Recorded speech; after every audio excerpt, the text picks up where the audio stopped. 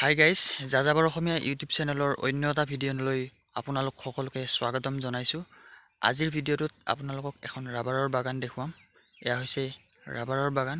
কি সুন্দৰকৈ শাৰী শাৰীকৈ ৰাবাৰৰ গছবিলাক ৰোপণ কৰা আছে ইয়াতে। এখন বাগান চাব পাৰে। বহুত এখন ডাঙৰ বাগান হয় ৰাবাৰৰ বাগান। আৰু ইয়াতে ৰাবাৰ কেনেকুৱাকৈ উৎপন্ন হয়, এইডাল হ'ল ৰাবাৰৰ গাছ। ইয়াত আঠা ওলাই কাটি থোৱা আছে, আঠা ওলাই আঠাৰ পৰা ইয়াত এনেকুৱাকৈ এটা সামগ্ৰী ৰাখা আছে। তো সামগ্ৰীটোত আঠা ৰয়, ঠিক প্ৰত্যেকটো গছতে আছে তেনেকৈ লগোৱা। তো তেনেকৈ এইবিলাক আঠাবিলাক জমা হয় আৰু এই আঠাৰ পৰাই ৰাবাৰ উৎপন্ন হয়। তো চাব পাৰে এয়া, কিন্তু এইবিলাক কিবা বাতিৰ নিচিনা ৰাখা আছে ইয়াতে, এইবিলাক উল্টি আছে।